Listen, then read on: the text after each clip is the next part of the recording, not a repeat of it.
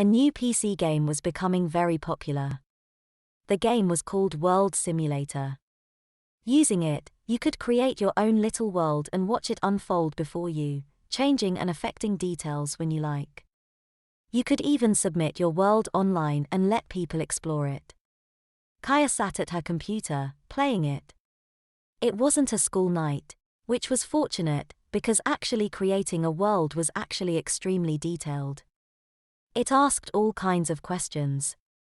Whether your world was stable or essentially collapsed on itself depended largely on how you answered these questions. Some were fairly basic. How many days would her world have in a year?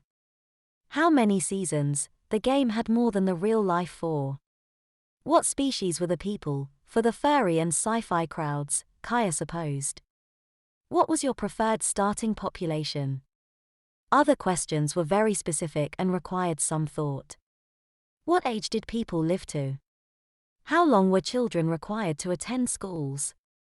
What was the most commonly found hair and eye color among people? Kaya laughed out loud when she came across a question that actually asked what age children were toilet trained at. Kaya couldn't stop herself when she saw that the choices went as high as never. She set the age to 18.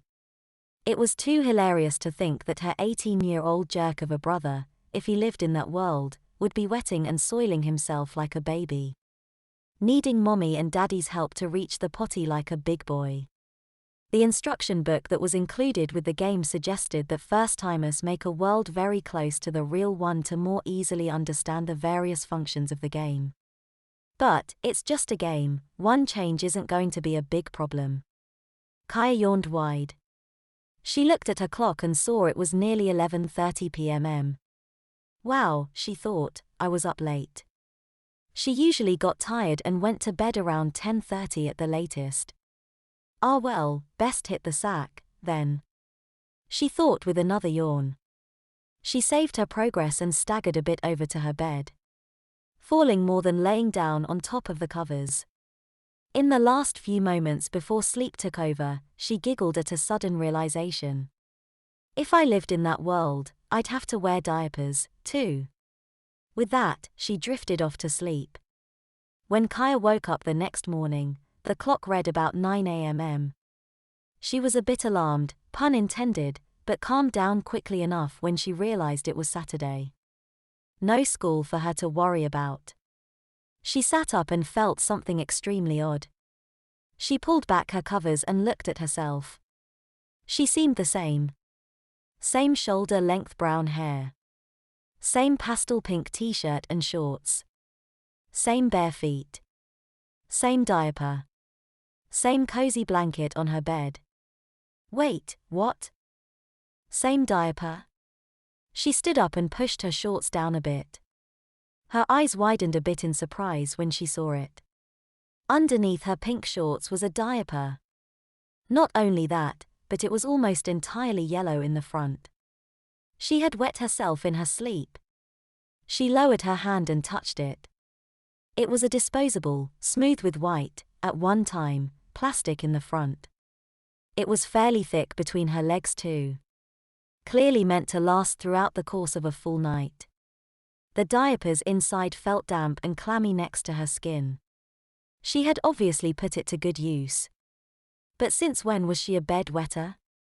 Why in the world am I wearing this thing? She thought frantically as she looked around her room, suddenly wondering what else was different. For the most part, everything was exactly the same as it had been last night when she went to bed. The only real major difference she had noticed was a changing table by one of the walls next to her computer desk. She pulled her shorts up and walked, more waddled really, over to examine it. It was more than long enough to suit her body. The table's legs seemed to have an adjustable height, suggesting that the table had been around for a long time and lowered so that whoever changed the diapers could more easily do so for an older child. Like me. Kaya thought to herself. There was a drawer built into the change table which, upon inspection, was revealed to have a large supply of both cloth and disposable diapers and plastic panties to go with them. The panties seemed to range from plain white to cute little cartoon and flower designs, not too different from the big girl panties she had remembered wearing just last night. Unfortunately, before she could explore any further, her bedroom door opened to reveal her mother walking in.